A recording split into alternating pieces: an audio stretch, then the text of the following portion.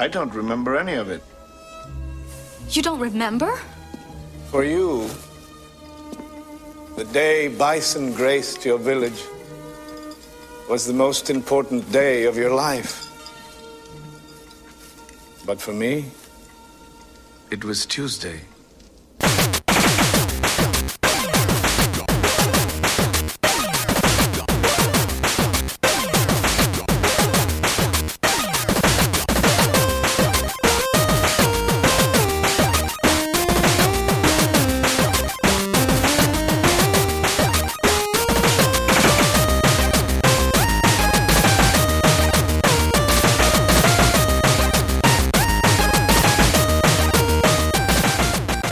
Welcome to the Rated G for Gamers podcast, episode 172. Just a reminder before we start that you can find us on Facebook, Twitter, Instagram, and YouTube at Rated G for Gamers. Please rate and review us on iTunes and Spotify. We appreciate all the love. We are part of the Gaming Podcast Alliance, folks. Check out the gamingpodcastalliance.com website and all of the fine podcasts on there for more gaming goodness. I'm your host, Dave Rotino. This is my co-host, Dan, the podcaster formerly known as Classic Robinson. Happy Father's Day, my boy. Happy Father's Day, Dan. Thankfully, I don't have any kids to actually be considered a father. So knock on wood for that. I don't know about you. As far as I've known you, you don't have any kids. Knock on wood. No kids that I know of. There you go. No kids that you know of, right? I have video game kids. I have kids in video games. Well, of course. Our collection is like our family, right? I think that's a good analogy. I have over 3,000 kids. You have over 3,000 kids. And growing. I keep growing. Last I counted, I'm at about 1,200, I think. So, I'm getting there. Nice. Small but meager family. Yeah, you're just like a close knit group right there. Like you guys are just super close. It's tight, right? It's small, but we all get along. You know what? No, I gotta. I bet you got more than 1,200 because you've been hovering around like over 1,000, and you got some big hauls in the last few months. I did, and I actually account for. Yep, I've been adding those to the mix. I have to really go through the whole collection and make sure I get all of the ones that I missed, because I know there's probably about 100 or so games that I missed. I think, Dave, I don't always keep up with it. Dave, take it. Let me tell you from experience. Once you get past a certain, sometimes Papa Classic has to come in. Papa Classic Classic has to come give some wisdom to the youngins. Yet I am 2 years older than you, and yet you're going to impart wisdom. But all right, I'm all ears. Papa Classic has to tell you. Papa Classic. There will come a point in time in your life where you won't be able to go through your whole collection to see what's missing. It's just going to be too much for you. That's a good point, Dan. Don't ingratiate them into the family until you account for them. I have a box that I keep empty because I always try to make sure the box is to remind me I can't integrate them into the family. I can't put them on a shelf until I account for them in the collection, like on the app that I keep my collection. Like I keep tags in my collection. I keep track. So. Yep, you got to go scan them in, this and that, right? Because obviously, another big key point too is we have to photograph them for the Instagram, right? We got to throw up here's the latest haul and the whatever else. People want to see it, we want to show it, throw it up in an interesting way. So there's that too. Like there's certainly games that didn't get photographed that I've picked up in the recent months, and I was just like, they're already in the collection. Not a big deal. So. See, I always take a picture of them, sort of like maybe in my hand or anything. The picture won't be the greatest picture, but it will remind me that I need to pull those games just in case I didn't take a great picture for the gram. I have to pull those games from the collection, dress them up real nice, and do sort of a theme and take a picture of them. So it's just little tips. Just put them in a box on the side. Don't put them on the shelf until you keep track of them. You account for them, and however you keep track of your collection. This has been our inaugural segment of Dan's Gaming Corner. Papa Classic's Corner. I got to get you a little theme song, your retro Papa tip of the day or retro tip of the week from Papa Classic. Oh man, oh that's funny. So I got an interesting story, Dan. I got a story that actually you don't know about. I said, remind me. I need to tell you this on the show because I thought it was great. So I spent some time yesterday working on the website, kind of behind the scenes, right? Surprise, surprise! If you haven't been to the website since like late yesterday, we have a new poll up for the greatest game of all time. Super Mario World or Super Mario Brothers 3. I put this poll together. I did. So people can go there. You can vote. Once you vote, that's it. It's kind of restricted, so you can't try and sway the balance by clearing out your cookies and voting again. It's just not going to work. So I put that together, right? But like the bigger thing that I wanted to do was get it to where I can build out the stuff on the site locally and push it to the website, right? Because that's how it should be done. Because, the way kind of we've been doing it now is that, we download the file, make the changes, and then push it out live. And there's no, you just preview it live, I was like, that kind of like worked for a while. So I spent some time to get this integration set up. So now I can load up the website locally, try some stuff out, and demo some stuff and this and that. So that took a bit of the day.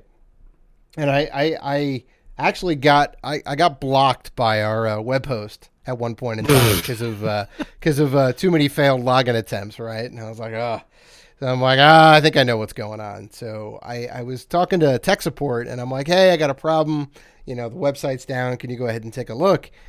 And he's like, no, looks like it's up for me. And then the next thing he says, he's like Sephiroth, and then he sends an emoji of the little face with the hard eyes. And I'm like, oh, yeah, so you're a fan. He's like, yeah, I am. I'm like, well, we're Rated G for Gamers. We do a weekly podcast. He's like, I'm totally going to subscribe to you. I said, oh, that's awesome, dude. Enjoy. So we had a little moment. He whitelisted the IP so I could get back in and make those changes. And, it's just, maybe feel good. Maybe feel good a little bit. Hope nice. Hope that dude is listening. I hope hope he's enjoying the show. Miguel, I think his name was. Yeah. Shout out to Miguel for subscribing. Shout out to Miguel. Now, Miguel, if you're listening to this, you have to go on the website and just vote. No pressure. Just vote for the best Mario game of all time, Super Mario World. Super Mario Brothers 3. Thank you very much. All right, World, get out of there. Right. The second best game of all time. So as you were speaking, I went on the website to check, and it was a gross error.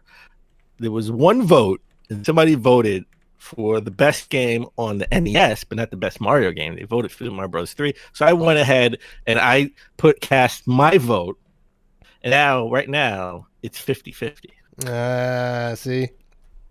You know who put that first vote in? I'll give you one guess. It wasn't Miguel. No, it was not. Because he would have got it right. So there you go. So we implore all of the listeners to go to the website and objectively vote for the best Mario game of all time.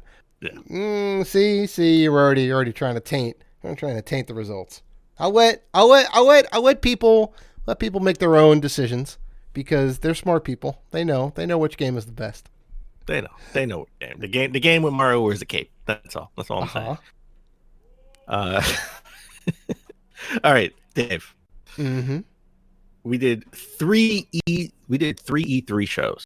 It was crazy, back to back to back. And we stayed up all night each day, watched all the conferences, went in depth. It was crazy. Just real quick, overall, how did you like E3 2019? I'm kind of curious. I mean, we've talked about each show, but as a whole, we've never sort of just encapsulated the show as a whole, which may be in trouble, by the way. I mean, no one's really talking about it, but there are like some really crazy things happening at the organization that owns E3, that puts on E3. Yeah. I mean, we talked about it a little bit. The company, yeah. Yeah, we talked about it a little bit like a week before we started our E3 show, but Sony wasn't there. People are pulling out. Doing their own thing before E3, not being really at E3 at all, right? Like EA, they're not at E3. They're just, they're down the block doing their own thing. Right. So we may not have an E3. I know, I know, it's crazy. Later it's on, crazy. but so 2019 overall, what did you think? Well, I mean, if I can compare it to last year, it blew last year's E3 out of the water. What? Wait, what? I think so. Really? Yeah. Wow. Yeah, Okay. it was even though like Sony wasn't there, it was still a really good conference, I think overall. It was a lot of really good stuff. It mostly felt about the games. People weren't trying to grandstand and this and that. They're like, "Look, we know you want to see these heavy hitters. We know you want to see Final Fantasy. We know you want to see Cyberpunk and whatever else." I'm like, "All right, I'm about this." I got info on all the games. We got some like good reveals, right? Mostly I thought it was pretty solid. I don't know about you. I guess you may have a slightly different opinion. I think it was one of the weakest E3s. What? In recent time? Yeah, I think it was pretty weak. I mean, Sony wasn't there. We didn't get a lot of crazy we didn't get a lot of crazy announcements because everyone's holding back probably for next gen. And a lot of games that were announced that were like new, we didn't see any gameplay. That was like the theme of E3 this year. Game cinematic trailer, no gameplay. So we have no idea, what the game is really about, right? We know what the story is about because we got the cinematic trailer. Mm-hmm. I don't want to see E3 go anywhere. I know everyone wants to do their own thing and control their own messaging, but I like the spectacle of having an E3 in the middle of the year. So I mean, yeah, that's cool because it's like the World Series. It's the biggest event, but it's not really that anymore. But we all gear up for June, right? Like we gear everything up for June, and then the next thing is what's happening in the fall as far as game releases, right? So I mean, E3 has evolved so much from being at CES, right? And I think E3 was in May a couple of times early on. And that sounds about right. And then E3 took a step back, and it was like really only to the press at all. Well, they canceled it one year, I think. They canceled it one year, and then they like brought it back. Well, I think it was always the press. You couldn't early on. You couldn't get tickets. I know, but it was like they limited it to a certain amount of press, something like that. After the year after it was canceled. Yeah. For when they brought it back, and then after that they opened it up again. I mean, just think about it. E3 is not even the biggest gaming spectacle, really.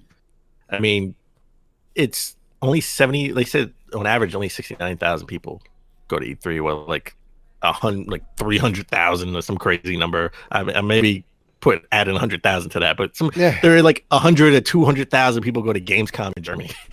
Right. Or look at like the Penny Arcade Expo, right? Everybody goes to that. It's mostly fans, right? Because it's meant for the gamers. It's meant for you to go there, have a great time, play all the games, not have to wait online. That's the one that I like more because you can get up close to the devs and this and that.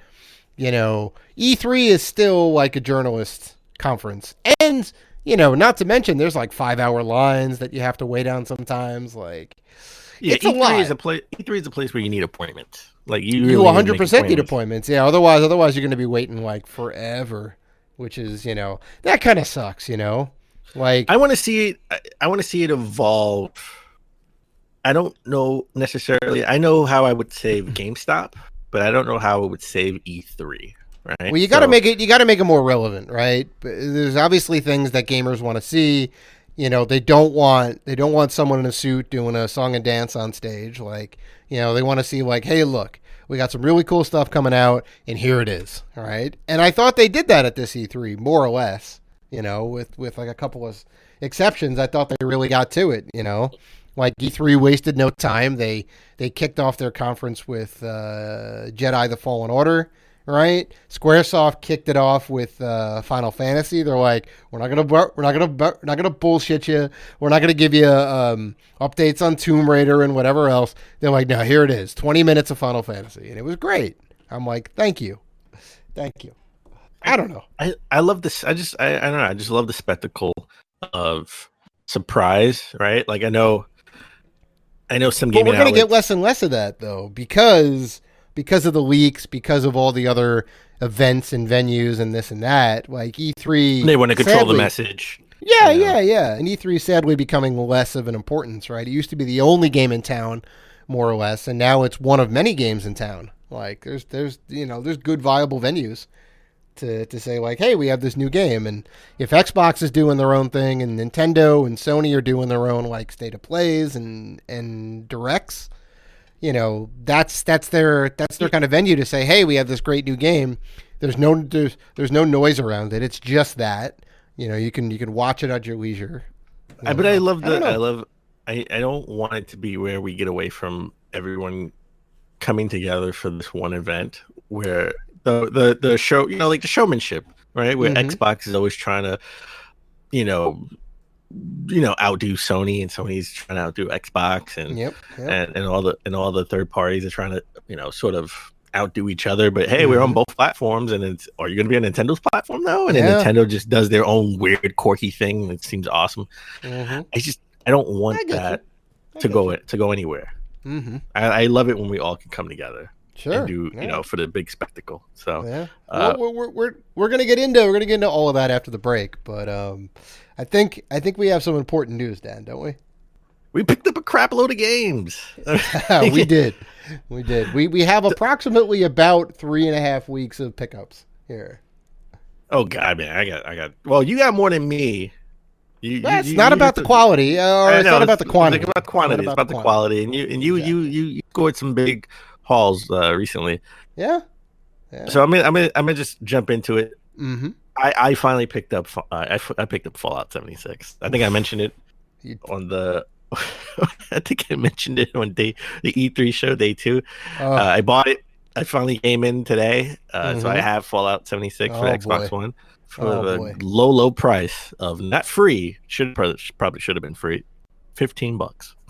$14.99. I'm not gonna make the easy low hanging joke, Dan, but you paid $14.99 too much for that game. Sorry. I'm gonna talk to NPCs and Fallout later on. That was the thing that put you over the edge. I know, because you're like, they have single player content. I can play this game now. I'm buying it. Oh my God. Let me know how bad it is. That's all I want to know. I'll let you know when they actually do. I'll let you know. Okay. I picked up X-Men. Well, first of all, I thought I had this game. I did not have this game. I picked up X-Men Mutant Apocalypse for the SNES. Nice. Good game. I really loved that game when I was a kid. I don't think it aged well, sort of, but I really liked it as a kid. I have nostalgia glasses on for that game. So I thought I had that game, and I did not. I picked up ActRaiser 2 for the SNES. That game goes for a little bit of money, doesn't it? No, $50. Yeah, that's not, it's not an impulse buy. Nice, good. $50. Hey, I got Knight Rider for the NES. Oh boy, now that game. Oof. I loved Knight Rider the show. I wanted this game as a kid, and I bought it. Song? Forget about it. I love this game I love the show as a kid. Wanted the game when I was a kid. Game is definitely terrible. It's definitely a terrible game. It's horrible. It's terrible. But it's trash on the Dave scale. But you know what? It costs substantially less than Fallout 76. I would hope so. Yeah, I would hope it'd be under $5.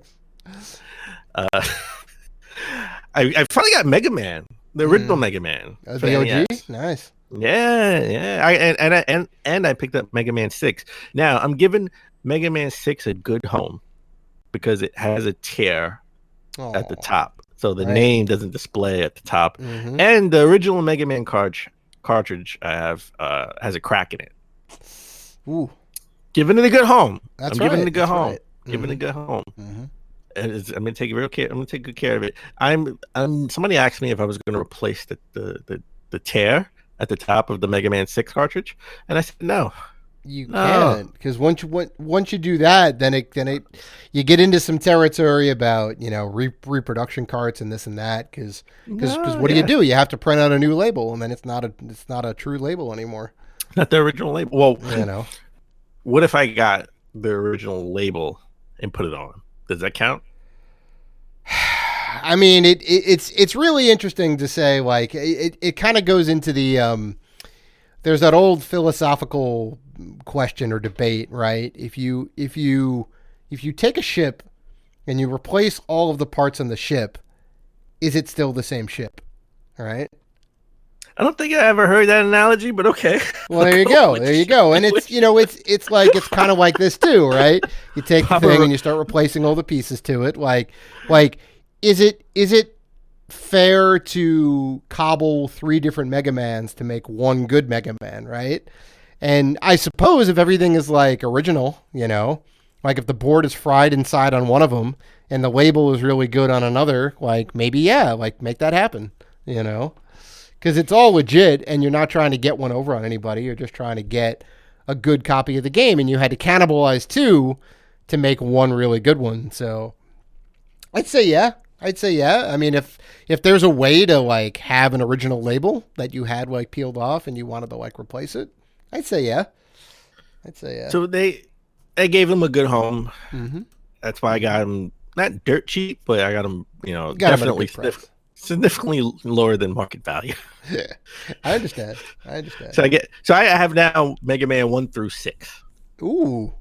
I do have Good all deal. Mega Man. I need Mega Man 7 to complete the Mega Man NES collection, I believe. 7 was on Super Nintendo, not on NES. 7. You sure? I could have sworn I had Mega Man. I could sure Mega Man 7 was on the. Nope. I will make you a Shake Shack bet on this. I am not taking that bet. Because you were wrong. Thank you. Because I know I am wrong. That's exactly how you know when Dan is wrong. If he does not want to make a Shake Shack bet with you, then he knows he is wrong. But if I'm dying to do a Shake Shack bet, you got to be careful, because I'm definitely right. No, you were correct. You were correct, sir. I know. That's why. That's why I wanted to get Rockman 7. Yeah, because Mega Man 7 is a lot of money. Mega Man 7 is $200. Yep. I could probably find it a little bit cheaper and probably get like 120 if it's like a rip label or something like that, or maybe even 80. Sure. I've seen it for 80, but I'm probably gonna go get Rockman 7 for the Super Famicom eventually. Right. Because you can. So I guess I have all the Mega Mans for the NES. Yes, you do. I completed my NES Mega Man collection. I picked up Minecraft Story Mode Season 2 on the Switch. Now, you're going to say to yourself, Dave is going to say, Dan, why are you going to get Minecraft Season 2? You already have Minecraft Season 2, and you didn't even beat the story. I was going to ask that. Wow, you're like a mind reader. Listen, Papa Classic is a mind reader. Yeah, there you go. I see the tarot cards you have over there on the table. I see. You're reading the tea leaves. I get it. And the answer is TT Games, or Telltale Games. Sorry, it's always in my heart will always be TT Games. Very different company. Very different company, but in my heart it is still Telltale. They're out of business, and a lot of their stuff is being pulled from digital stores. I only have the season pass disc. So here's a distinction for you collectors: when you have the season pass disc, the games are not on disc. They just give you free access to the episodes. Yeah, you can download them to your hard drive and the whatever, and that's it. So I've made a concerted effort to go back and buy the games on the disc or cart. So in this instance, Minecraft Story Mode Season 2 is all on the cart. I checked, I popped it in my Switch. They're all there. I don't have to download them. So if they ever take them away, if they ever pull them from the digital storefront, which I think they are going to do, like at some point at the end of June, I still have access to them. I still have to buy Batman Season 1 on the Switch, because I have the season pass on Xbox. Right. The only one where I'm screwed is Batman Season 2. They only released the season pass disc, from what I can tell. Right. So I got to make sure I download those and keep them on my Xbox hard drive. Xbox One hard drive. So that kind of sucks. They never put it out on the Switch. Only season 1. I got limited run, baby. Limited run. A lot of these limited run games I forgot I bought. It just came in like randomly. Toe Jam and Earl back in the groove for PS4. Bomb Chicken for the Switch. Mm-hmm. Totally forgot I bought those games. They just randomly came in. Nice. I got Street Fighter 4 for 3DS. That was like a launch title, I think. That was a launch title. The show that you can have a fighting game on 3DS. I played it at, funny enough, Penny Arcade, I think like 010 or 011 or whenever it came out. And I was like, this is so cool. Like, it was awesome the way they like angled the stage and all that. Super cool. I got Aladdin for the SNES. I have the complete Aladdin for Genesis, but as you know, back in those days, Disney put out 2 separate games. Well, a lot of those games were separate. One was Capcom, one was Virgin Interactive, I think. Yeah. Not just.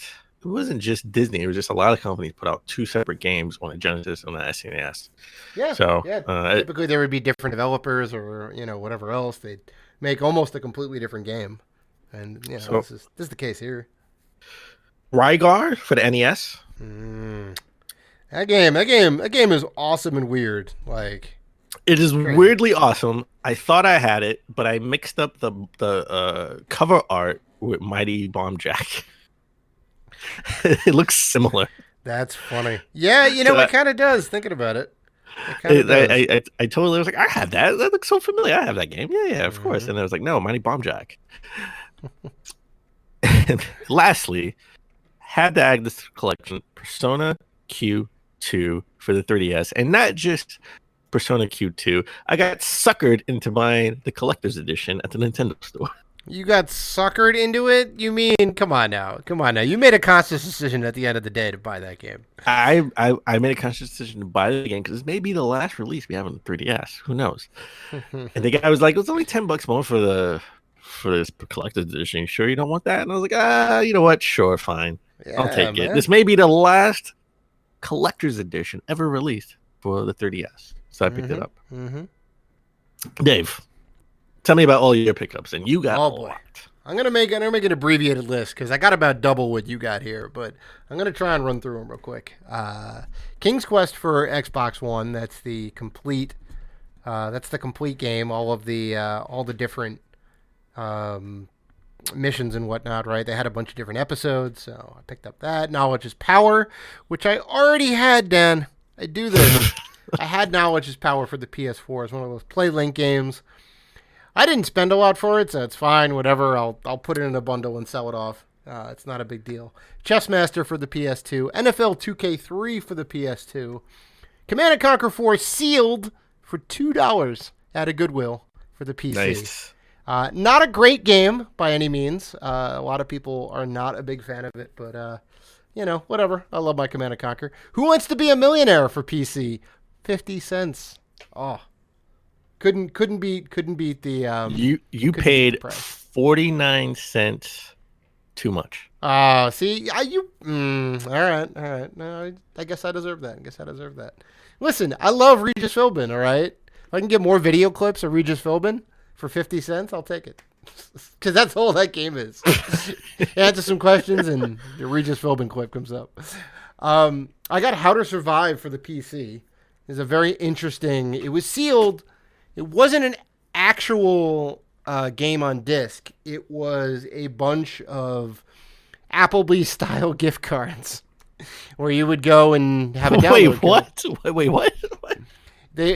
How to Survive is it's a wrapped-up piece of cardboard with 2 Applebee's-style gift cards. They're just little white gift cards. And one is the game and one is the expansion. Sealed. So I was like, all right, I'll take it. FIFA Soccer 09 for the Xbox 360. Marvel Nemesis for the PSP. Flat Out Head On for the PSP. Flat Out on the PSP? Good game. That's a good game. Oh, nice. A couple more PSP games. Harry Potter and the Half-Blood Prince. Crazy Taxi Fair Wars. Virtua Tennis 3. Scooby-Doo Who's Watching Who. That's, I think. Scooby-Doo! Nice. Tony Hawk Project 8. And I got Stealth. You remember that movie from the mid 2000s with like Jessica Biel and Jamie Foxx? They made a game. Wait, they made a game out of that? No. They have a movie on UMD, and it comes with an exclusive bonus level for Wipeout Pure, Gotcha. which is really weird. But you got your extra Wipeout level. That's what you love. You love those. I know. I'll take it. Scrabble on the DS, Picross on the DS, Brain Age on the DS, Professor Layton in the Curious Village on the DS, Super Mario Brothers DS, and a black DS Lite. Nice. Those are my pickups, Dan. I'll take that. I like the black DS Lite. That was a good one. Yeah, fantastic. I like the DS Lite. I think I have like 6 different DS lights in my possession right now. It's insane. I have to get rid of some of them. 3DS and the 2DS. 3DS XL and 2DS XL. Between both of them, I think I have like 7. Oh my god! I think that's like the most. I have like all this. I have like a lot of special editions. So, Dave, as we always try to start the show, but we epically fail. Oh yeah. Even more so this week. We're deep in it then. What have you been? What have you been playing? What you didn't say? What have I been failing? I don't know, what have you been failing? Well, you'll be happy to know, Dan, that I am going back in the collection. I booted up Assassin's Creed Origins. I am going through and going to beat that game. Wow! All right, it's gonna happen. You're gonna be doing this for a long time. Nah, I'm not gonna try and 100% it like I tried to do Black Flag, which I do need to go back and 100% Black Flag because that game is awesome. I got like 70% of everything in the entire game, so I felt pretty good about 100%ing that one. I'll get back to that one eventually, but that and then Enter the Gungeon on the Switch because they have that new free DLC, so a bunch of new stuff in there. So I love that game, Dan. I love that game. Nice. But, yeah. So I've been playing the Contra collection that was stealth dropped during E3. I've just been going through all the Contra games. Yep. I forgot how hard Contra was. Yeah, man. Contra is not an easy game at Contra's all. Nintendo hard. That is Nintendo because it was on Nintendo. It's Nintendo hard. I thank God for like those quick saves because when I get like a cheap def, I get to go back and fix that. Everything's a cheap def in that game. It's crazy. So I've just been going back playing through some. I think I've played all the Contra games that are on there like maybe once for like 30 45 minutes a piece just to get a feel for it. I really want to go back and beat Contra 1. Me and my father's friend, speaking of Father's Day, my father's best friend, we played Contra and we made it to the last boss and I got a cheap def. He killed me, but he stayed alive and beat the game. So technically I always say I beat the game, but I never beat the game. Of course, I helped him get to the last damn level. I was a part of it. I was player 1, damn it. He was player 2. So in honor of Jerry, because that was his name, I'm going to go back and I'm going to beat it myself. Nice. And I've been playing Crypt of the Necro Dancer on the Switch too. The OG one or the Cadence of Hyrule? No, the OG one. Right now on the Switch they have an eShop sale. It's like $3, so go pick it up. And so is wait, did you say 3 or 30? It's like $3. No, $3. All right. Pause this podcast right now. Go onto the eShop. Spend your damn $3. Get that game because it is fantastic. Get that game. It's got the Dan Robinson seal of approval. And for $3, I mean, come on. It is hard. That game is hard. Yeah, I know. But you know what's gonna happen? What's that? You buy it for $3 now, and it's gonna be for $30. Limited run games in January. Yeah, probably. Considering Cadence of Hyrule bringing it back into the limelight, right? I don't think it ever got a physical release. Makes sense. Never got a physical release. Now that they are putting out 3DS games, they have sort of like a partnership with Nintendo. They'll probably put out like a dual pack, Crypt of the Necro Dancer and Cadence of Hyrule on the same cart. There you go. I doubt they're that big. I doubt those games are big. No, you can fit 2 games on one cart. I hope Nintendo lets them do that, right? I mean, listen, if they can do a Star Wars license, they can, and they're doing they're putting out a game on 3DS. I hope Nintendo lets them put out like Cadence of Hyrule with Crypto and Echo Dancer Unlimited Run on a cart. Yeah. Please, Yeah, come on, that'd be great. Nintendo's been doing so many they've been killing it lately, right? I mean, they let the YouTubers use Nintendo, Nintendo themes and stuff, let them stream Nintendo games and not put a claim on people's channels or anything like that. Right. They're definitely turning over a new leaf. All right, so why don't we take a break? And when we come back, we're going to set out who won E3 predictions. And we'll even name game of the show.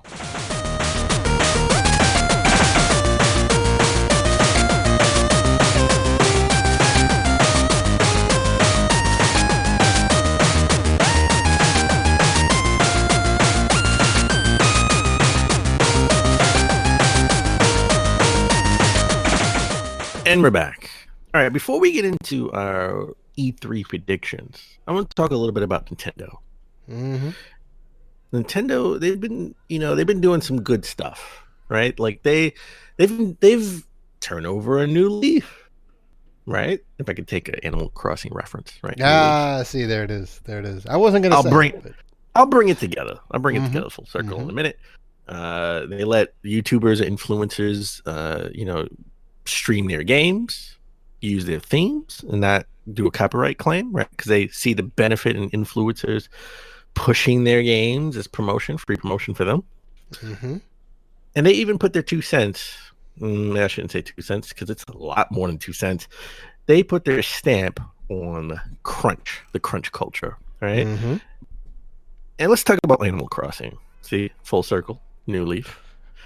I'm following, Dan. I'm following. Tying things together nicely. Animal Crossing was delayed until March in 2020. After saying that it was going to come out in 2019. All Animal Crossing fans are seemingly upset. Doug Bowser gave an interview, and it's interesting to let Doug Bowser get the message out there. And I think that was, I could be wrong. Maybe Nintendo didn't really sort of strategically plan to have that happen, right? Because he's the new kid on the block, in charge of Nintendo America. He's the new face of the company, right? Well, I mean, he's the new in CEO, America, I guess, of America. Yeah. Let him put out sort of like the goodwill message that he essentially said they didn't want to deal with any of the crunch. And they wanted, they wanted some of the employees to have work-life balance, right? So they're going to delay the game. That tells me they could have put the game out in 2019 if everyone actually crunched down. They could have released this game in November or October at some point. But they're putting a stamp on crunch culture and delaying the game until it's ready. So it's like, listen, the game needs to be better, and the game it only not only needs to be better, it needs to be right. And we're not going to just rush it out and have people work, 80-hour shifts. That is exactly the alternative. If you want it to be good, and you want it to come out in a timely manner, people are going to have to work real late. The other option is you sacrifice the release date, and people don't have to work that hard, and then you can have it out whenever. This time, March of next year, Christmas 2 next year. We'll get a really good product. I think it's fine. I understand why fans are upset. But devs are people, it's not some computer building a game, there's people behind it, like crunching the numbers and, putting all these lines of code in there to make sure the game is good. And just 2020 is going to be crazy.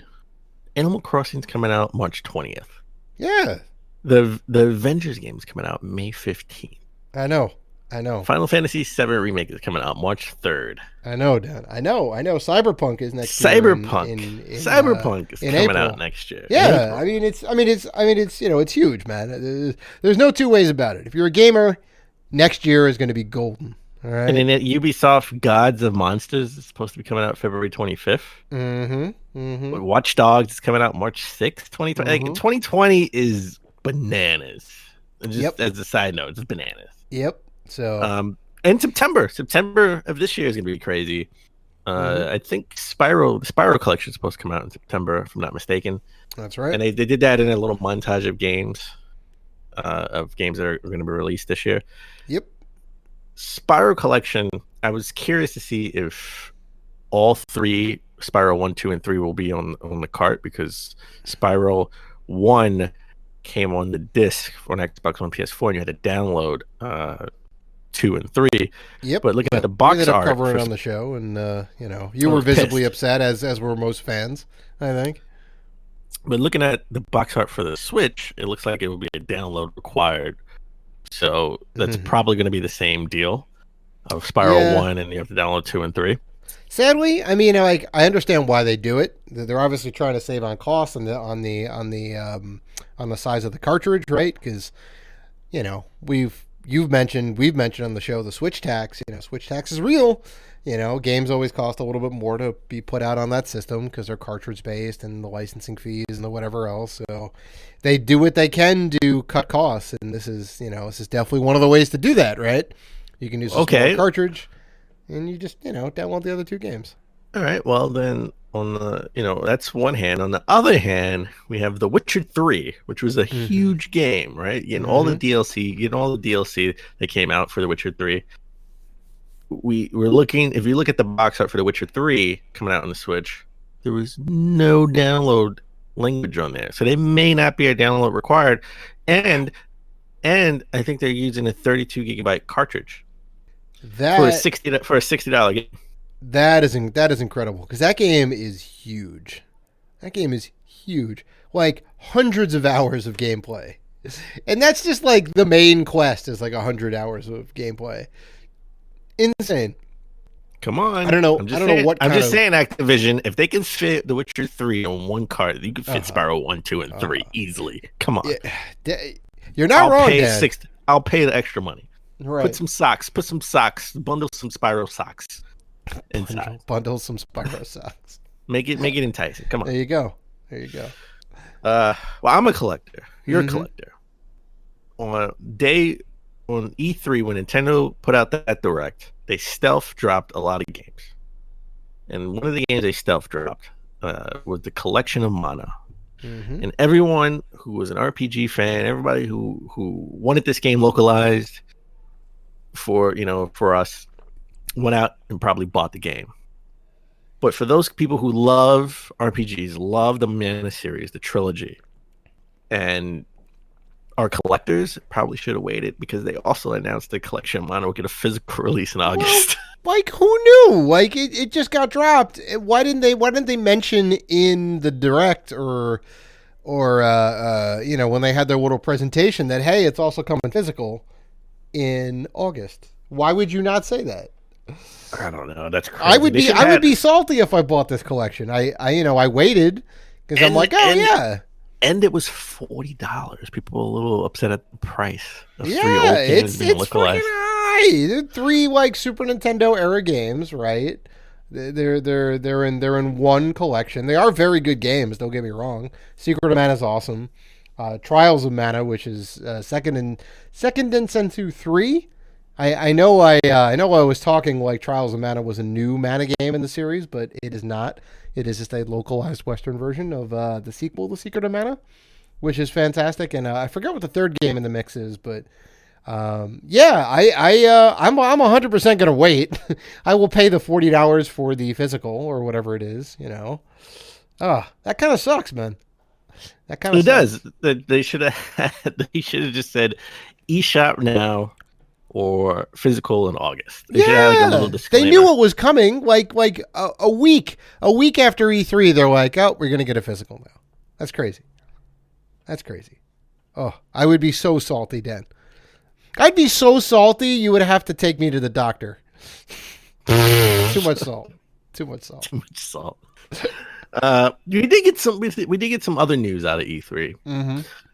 It wasn't a conference or anything like that, but Konami, who surprised us with the Contra collection, which is awesome, by the way. Would love a physical. Come on, partner with limited run, please. Seriously. Those games will go. Those will fly off the shelves and be collector's items immediately. I didn't know that they owned TurboGrafx. The TurboGrafx 16 They picked up the rights library. from NEC. NEC produced it way back in the day. So they have the rights to all of the NEC produced games, which is most of the games on the TurboGrafx, if I'm not mistaken.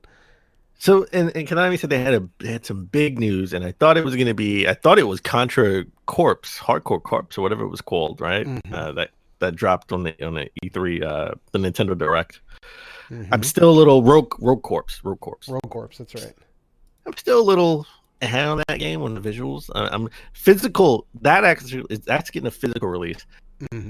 I need to see more before I buy it, because I think that's not a full price game. It's like a $40 game. I'm probably gonna buy it because I buy everything, but I kind of want to see a little bit more. Right.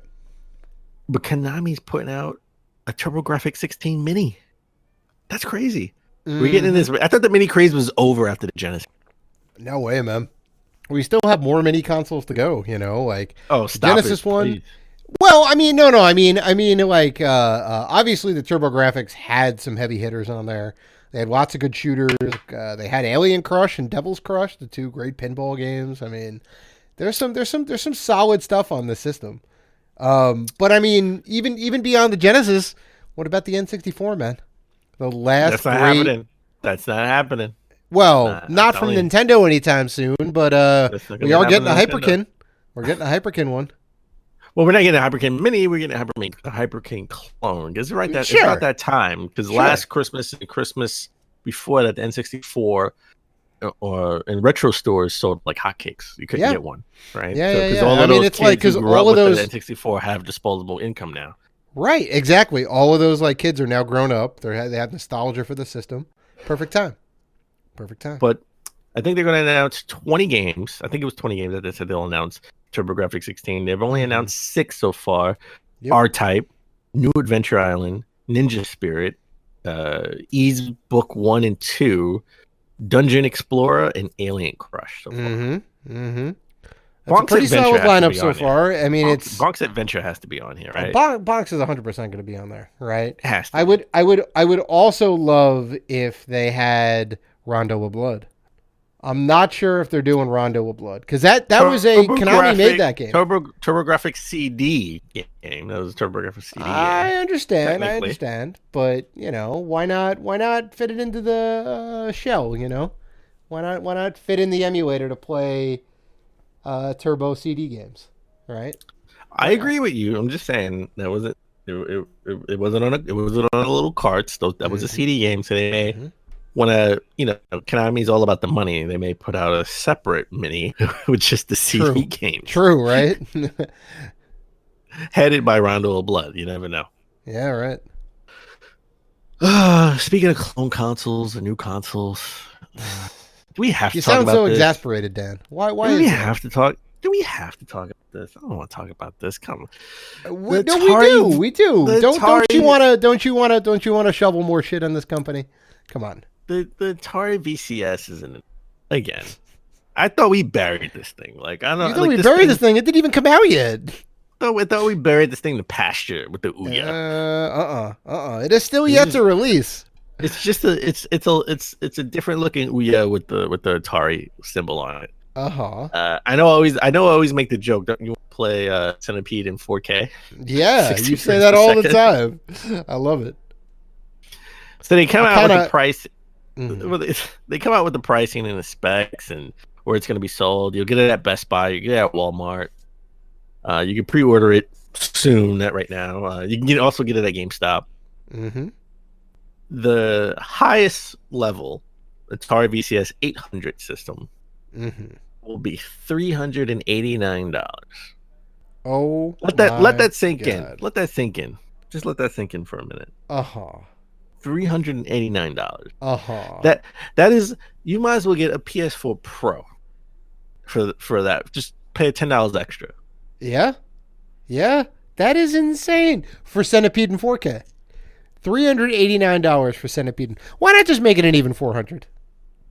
Why gotta be $389? Come on. That is such a weird pricing model right there. And you get not only you get the system, you get both the classic joystick, which is $49 by itself, All and right. you get the modern controller, which is 59 by itself. Oof. Oof.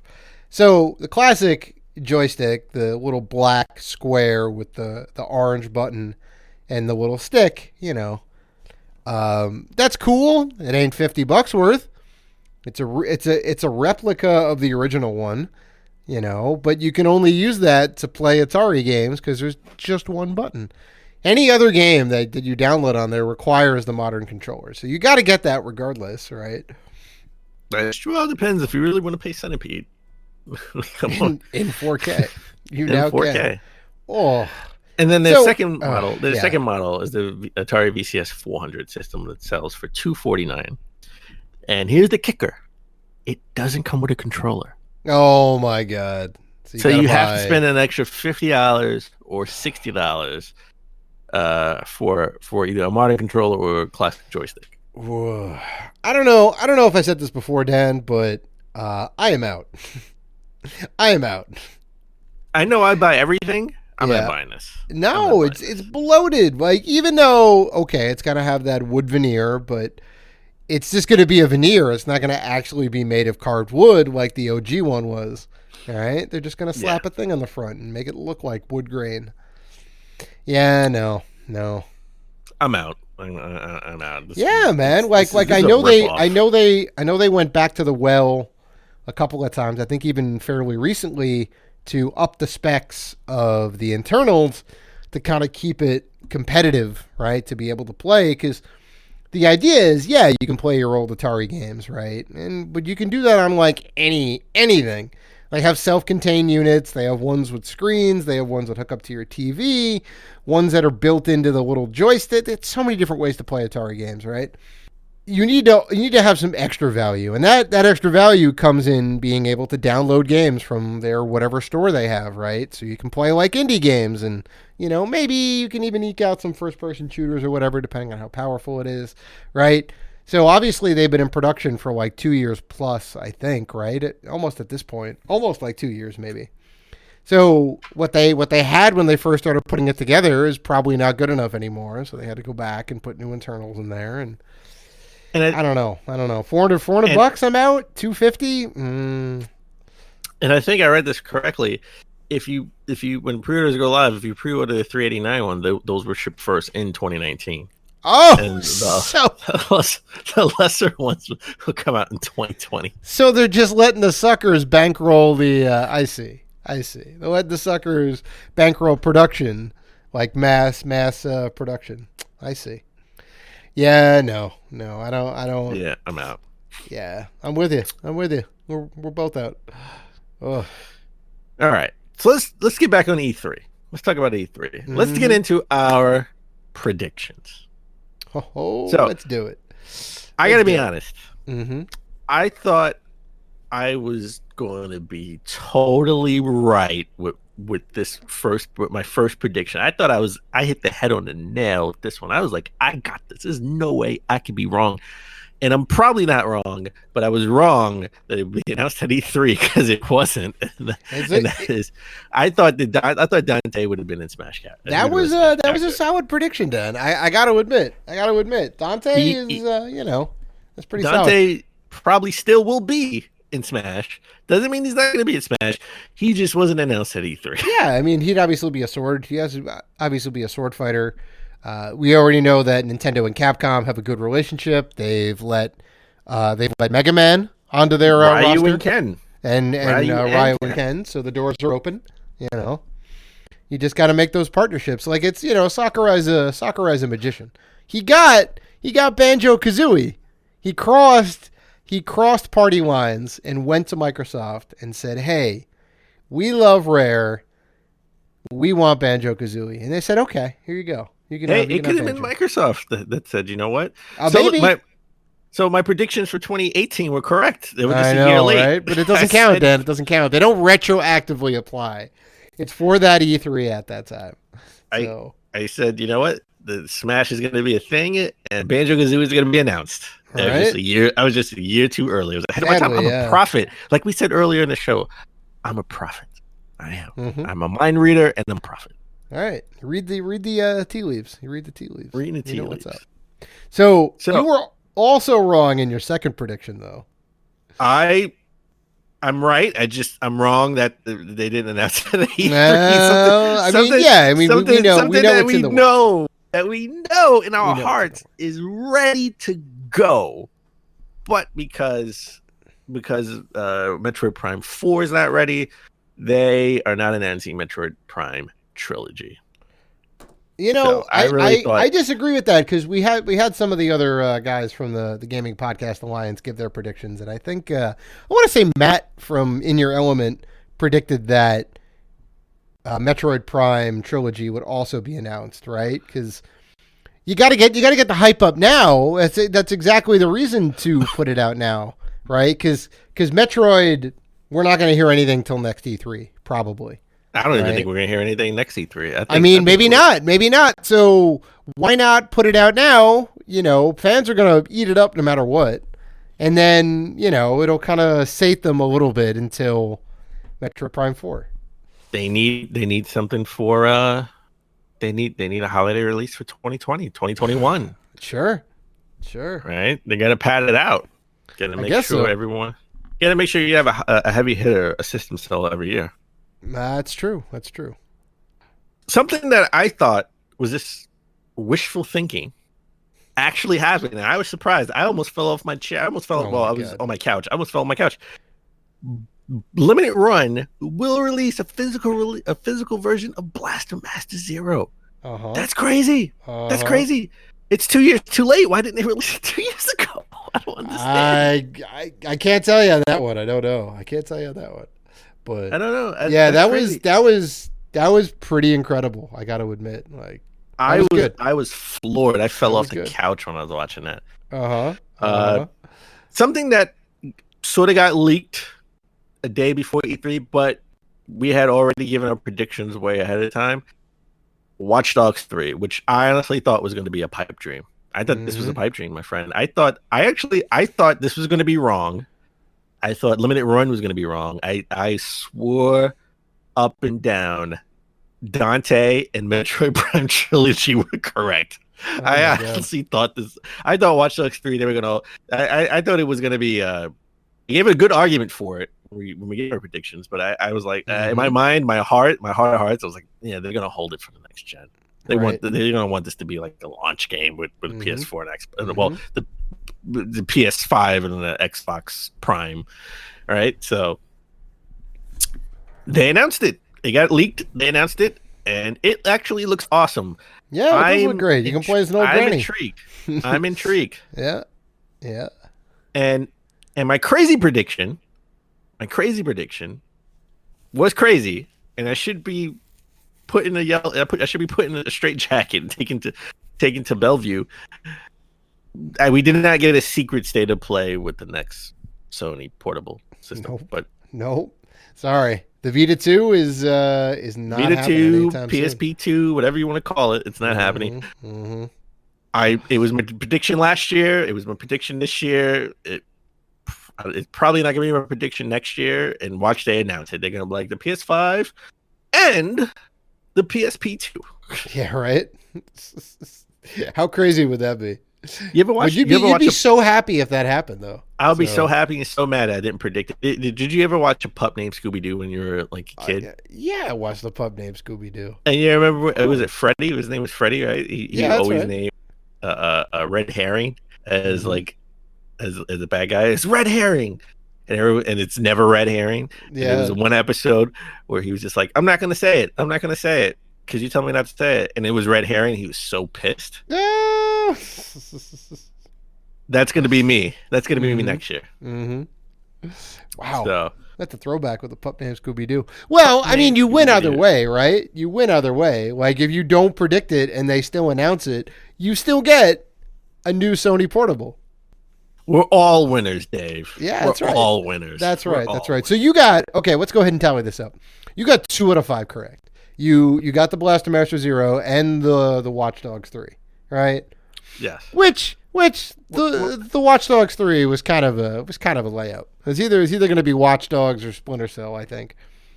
Well, you know what? I'm not gonna lie. I thought it was gonna be wrong because I said they're gonna announce Splinter Cell show gameplay, and it's going to be out.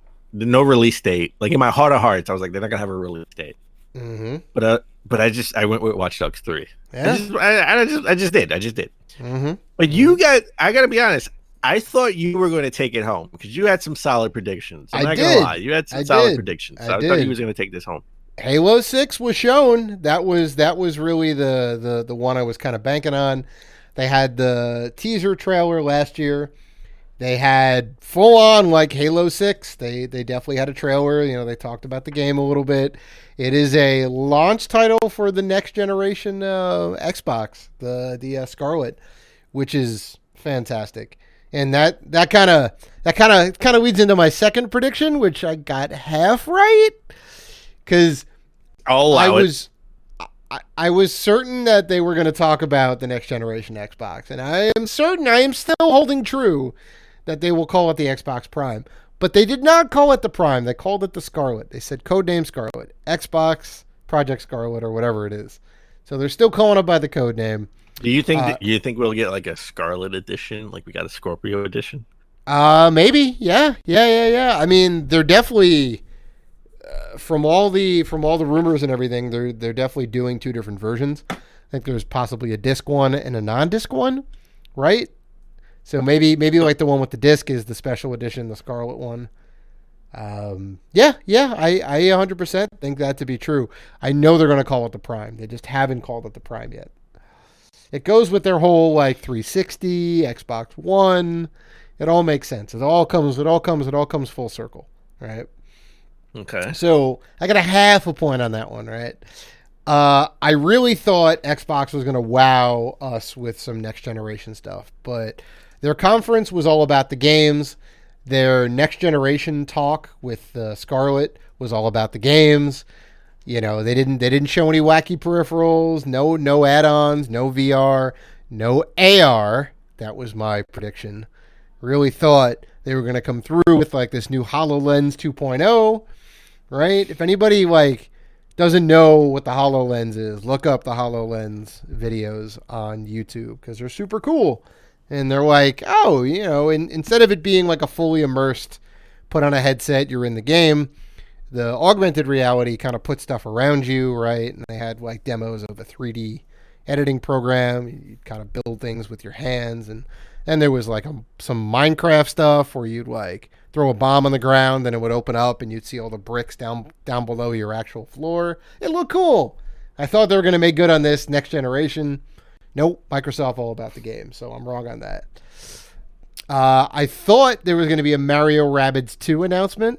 That was a good one. I got it. Right? Mario Rabbids was underrated. Came out in 2016. Strike while the iron's hot, right? 2017, like yeah. It was 2017, yeah, 2017. Yeah. Strike while the iron's hot. Right? It was I thought you had a good one on that one. That should be a prediction for next year. I'm probably going to carry it over. I think it's going to happen. If they don't announce it during the year, they're going to announce it at E3 next year. Mark my words. And my crazy off the wall out there prediction that Skyrim was going to be on your Roomba cleaning robot. That sadly did not come through, Dan. It's everywhere else. Did not come true. I know. It's on Alexa. You can play Skyrim on Alexa. It's crazy. That's a real thing. Real thing. Well, so to tally, I got 1.5 points on the predictions. That makes Dan Robinson winner of the E3 Predictions Challenge 2019. Woo! I beat a man, you gotta beat the man. I beat the man. I got my belt back, baby. That's right. I bequeath to you the championship belt. Here you go. Thank you. Wear it proudly. I'll be taking it from you next year. You'll see. All right, and you know what? Until next year, I'm a stone cold stunner your ass. Bam. Oh my! Look God. at that. Oh yeah. my God! Woo! The champ's here. You can't see me. The most electrifying man. I'm gonna take your predictions and people's elbow them into the ground. All right. I'm gonna give you a leg drop, an atomic leg drop. Boom, and knock your predictions through the stage. That's it. I'm gonna give you a Rikishi stinky face. Rikishi stinky. Oh, why do I know that? I hate it. he just put someone in the corner and just start rubbing his ass all over you. The most humiliating. Come on. The most humiliating. He said the when he goes to like autograph shows or whatever, that the weirdest thing that people want to do is try to stink face. So he always has to make sure his ass is groomed because everybody wants to take a stink face. Seriously? I mean, come on. Of course, he's doing the right thing. He doesn't want to throwing gas bombs on the person while they're Oh God, no. I don't want my face near anybody's ass, Rikishi or otherwise. I'm saying it now. I know it's a hot take, but oof. Yeah. So Dave. So with that said, I figured we would rank our top 3 conference/showcases. Oh yeah. I'm about that because there was definitely some good competition this year. Because Limited Run and Kind of Funny, they sort of had showcases, right? Mm-hmm. It wasn't a conference. EA it wasn't even a conference. It was more of a nice little informal sit down, right? Yeah. So let's take all of them in a bag, all of them in a bundle, and pick our top 3. And I think we're muy sabbatical. We are. I can tell you that the first 2. I can tell you that I can say that you were correct because we were both looking at the same show notes here, and we have some similarities. We have one difference. We have one difference, and that is our 3rd show. So I'll give you the honors. Go first. Well, the third best conference in your eyes. I'm gonna go ahead and give it to Square Enix. I know it may sound like blasphemy because they did have a large chunk of their show dedicated to Final Fantasy. They came out the gate with Final Fantasy VII Remake footage. They said you can play it on the show floor. They kind of went in depth on what the game would have in it, what this first chunk of the game would be. They said that there's some special editions available. You can pre-order those now. So a lot of good info that came out of this. I was very, very excited. They are number 3 on my list. So I'm going to go sleeper. I'm going to go sleeper for number 3. I'm going to go Limited Run. Oh, yes. See, I know why. It. I know why. You just love those low run visuals. I love those low run visuals. I love the Vita games. Yeah, I know. Yep. That's the real reason you chose Limited Run. We got Guacamelee. We got Atari Flashback. We got Super Meat Boy. We got Papers, Please. And more importantly, we got Metal Slug 3. Just to name a handful of the 10 Vita games. Last Vita games that they will be releasing. This is it. Yeah, this is the last Limited Run Vita releases to come out. So Vita Guacamelee actually went on sale on this past Friday. I did not catch it, sadly enough. So I'm either gonna overpay for it on eBay eventually, or I'm gonna get it at Video Games New York. Hopefully, they got a whole bunch coming their way. I'm gonna pray that they have some at PAX 2020. Oh, they always have stuff before I overpay for it on eBay. Yeah. But I will also, I'm going to get the Guacamelee Pack 1 and 2 for the Switch that's coming out, I think next week, if I'm not mistaken, on the 21st. So I'm definitely picking that up. Yeah, nice. But we are on the same page when it comes to number 2, and we both gave the second best showcase / conference to Xbox. Well, they did what they did last year, right? They said we have over 60 games. Games. Yep, and they just went right into it, and they did not stop. There was very little pomp. Phil Spencer came out for a little bit and talked about games, and everybody else who came out talked about games. Keanu Reeves came out and talked about the game, Cyberpunk 2077. I mean, everything about that. If you really dive deep into the Xbox conference, they got a lot of things that people should have made a big deal about, but didn't. I mean, we got a new Elite controller. It's the Elite Controller 2, right? Yeah. with some tweaks that are people have been wanting, people have been asking for. Mm-hmm. I'm gonna get it. I'm gonna get it. I love my controllers. I love my controllers. They openly talked about the Scarlet. Yeah. They openly talked about Halo Infinite, Halo 6 being a launch game, the first Halo launch game since the original Halo. Yeah. Right, with the new console. It's crazy. I love it. Crazy. We got. I think personally, this is a big deal. Minecraft Dungeons looks awesome in my view. Mm-hmm. Gears 5, and they announced Dying Light 2 is coming out also in spring of 2020. Another game's coming out in 2020, like Phantasy Star Online 2, also another 2020 game. So I thought they had some great things, and we finally got gameplay at Battletoads. Yes. Yeah, we did. That was a little weak. I thought it was strong. I was all about Battletoads. I'm sorry. It was all about the Battletoads. I don't know. I think it was probably one of the weakest announcements of the show for Microsoft. I'll be honest, but that's just me. That's just me.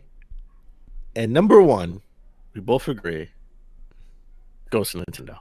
Oh, Nintendo killed it. They were on point the whole entire show. Like everything was great. They had the right amount of announcements. They had stuff that was dropping today. They had Link's Awakening extended gameplay footage. They got the sequel to Breath of the Wild. We got Breath of the Wild 2, essentially. We got a little teaser on Breath of the Wild 2. That was badass. And that's how they ended it too. It was just like, all right, you guys ready for the mic drop? And you're like, no, you're definitely not ready for this mic drop. And then they dropped the mic and everyone's like, we definitely weren't ready. The Switch is amazing because we got a Wii game, we got a Mario game, we're going to get 2 Zelda games. That's right. We're going to get a Metroid game. That's I wonder if we're going to get, do you think we're going to get a Mario Odyssey sequel? We have 100% going to get a Mario Odyssey sequel. And it's probably going to be on this console because it's doing so well. The Switch is gangbusters. They have to put an Odyssey. Oh, yeah. Because, think about it, right? They have a small upgrade model definitely in the works.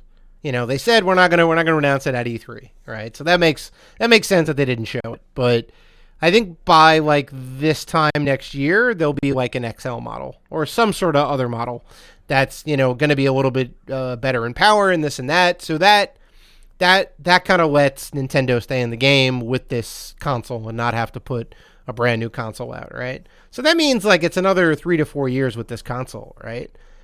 Guaranteed that Nintendo is not going to wait that long to put out another Mario game. So I bet it's in production. If they have Zelda in production, they probably have Mario in production too. Do you know that this, if you only count console games, mainline Zelda games, Zelda Breath of the Wild 2 is the 10th Zelda game. If you don't count the handheld games, you just count. Well, let's see. We got The Legend of Zelda, the OG. We got Adventures of Link, 1 and 2. Right, 1 and 2. We got technically Zelda 3. It's the Adventures of Link, right? And we got Ocarina and Majora's Mask. That's 4 and 5. We got Wind Waker. I'm trying to do these in order. Yes. Wind Waker is the 6. only way to do it. Yeah. Twilight Princess. 7. Princess is 7. Skyward Sword is 8. And Breath of the Wild is 9. You're right. This would be the 10th Zelda game on the console. Yeah. This would be the 10th mainline Zelda game. This is awesome. Mm-hmm. So I'm looking forward to that. Hopefully we'll get that's going to be a prediction. We're going to get a Mario Odyssey sequel teaser in 2020. It's coming out in 2021. Yeah. That is a solid prediction, Dan. That's a solid prediction. You heard it here first. Mm-hmm. So we talked about our top 3 conferences / showcases. Mm-hmm. Who would you rank the worst? This is easy, Dan. This is a freaking layup. There were some stinkers, but I gotta give it to Ubisoft. Now, you could make the argument that Ubisoft's conference was basically just like the EA conference in the fact that they had one big hit in the beginning, and then the rest of it was a snooze fest. But I think EA was a little bit stronger. They had Apex Legends news after the Jedi Fallen Order news. They had a big in-depth thing with the developers for Apex. I thought it was more engaging. Even like the stuff for FIFA and Madden was, kind of interesting the way they had it. Ubisoft was like, we have Watch Dogs Legion, and here's some updates for the Division. And I'm like, oh, okay, that's cool.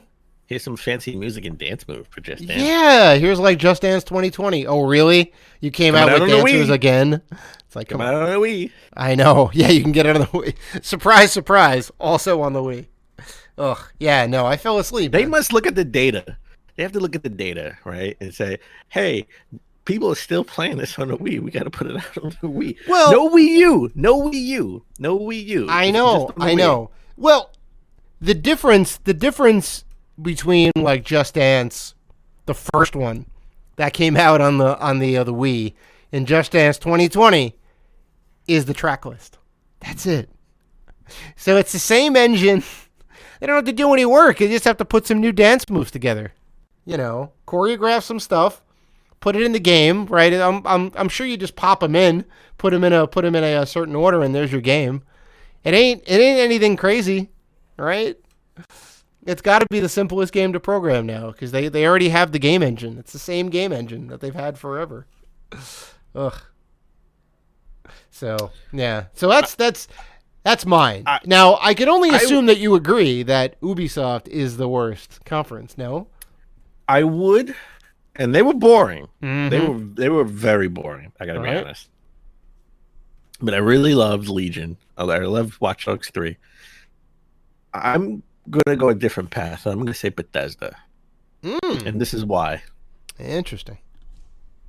We got gameplay of Youngblood. That was great. We got Doom Eternal, which we already saw. We already saw gameplay of Doom Eternal. We did. We got a release date, and they announced multiplayer. Okay, that's cool. Multiplayer, not my jam. Release date, thank you. But we already saw gameplay footage. Other than that, they had a card game, expansions, DLC, and mobile games. And the crowd went bananas for all of it. Ugh, yeah. So on the hype level, I 2 thumbs up. On the substance level, on a scale of 1 to 10, I give them like a 3. Yeah, no. Todd Howard did not deliver this year. I'm sorry. My highlight of the show wasn't Doom Eternal. It was NPCs in Fallout 76. Oh my god, because you can now actually play the game. Get out of here.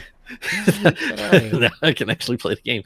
So excitement. So was it exciting? Like was the show like, was it boring?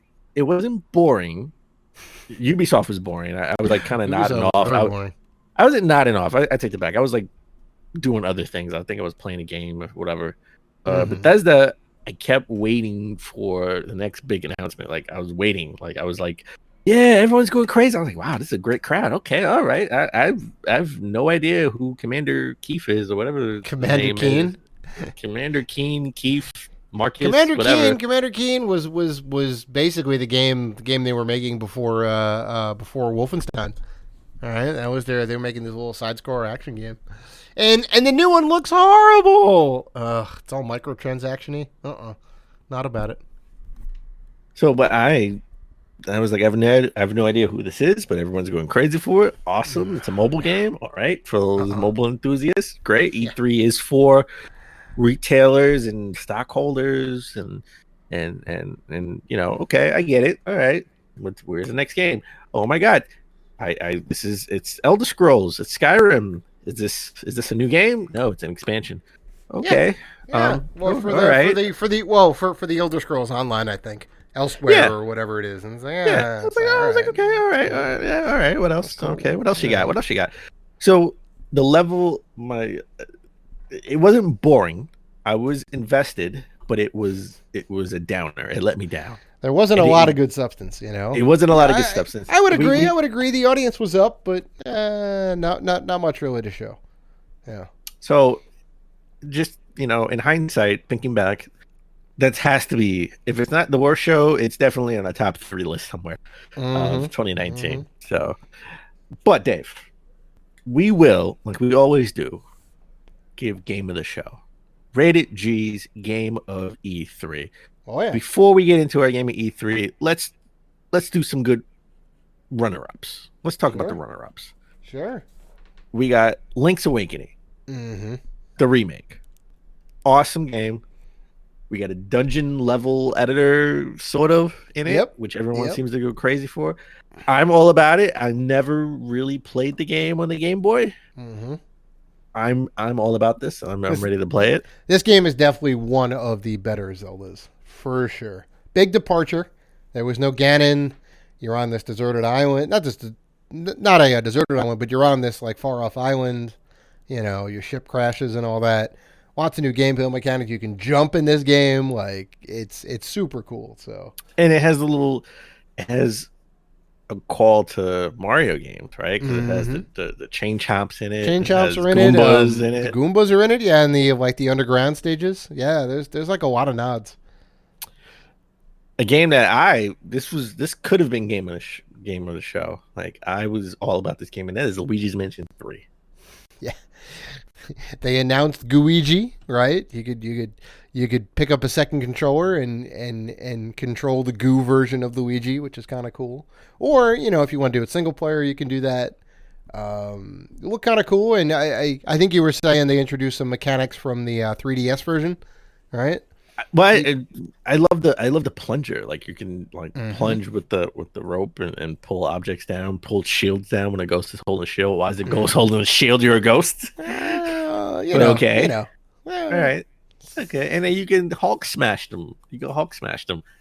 And then suck them in. So I'm all about that. I love the original Luigi's Mansion. Was it Dark Moon? The second one on 3DS was okay. It was sort of like it wasn't like exploratory. It was all like mission based, which was still cool too. I'm not gonna poo poo that. I like both games. I have to go back and finish it. I haven't finished either game, but I really liked it. I can give it to Luigi's Mansion 3, and I think we had some heated debates about game of the show, and I was really pushing for Luigi's Mansion 3, but you made some good points. A game that could have easily again been game of the show, and that is Cyberpunk 2077. Oh yeah.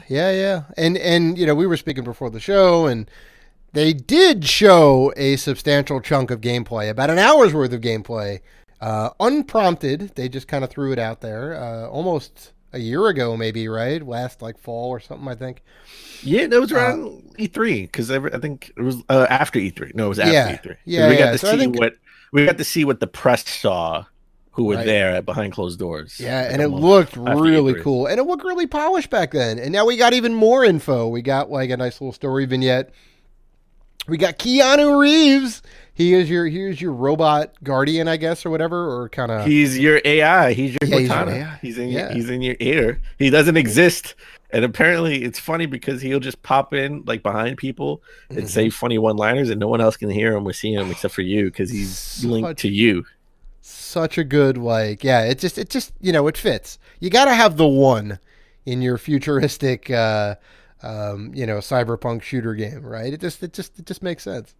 So none of those are all our runner-ups. None of those took the number one spot. What could possibly be our number one? Oh man? God, I can't believe I'm going to say this. I'm going to let you do the honors. Oh God, I can't believe I'm going to do this because I'm equally as excited, and I can't believe I'm saying that. Right? Oh, Final Fantasy VII Remake. There it is. There it is. Dan said the words, and it makes me so happy. We are both super hyped for a Final Fantasy game. And I know why. Because it's more on action, less on the RPG. I mean, obviously, it's going to have a great story, which I'm real excited for you to play, because it does have a great story.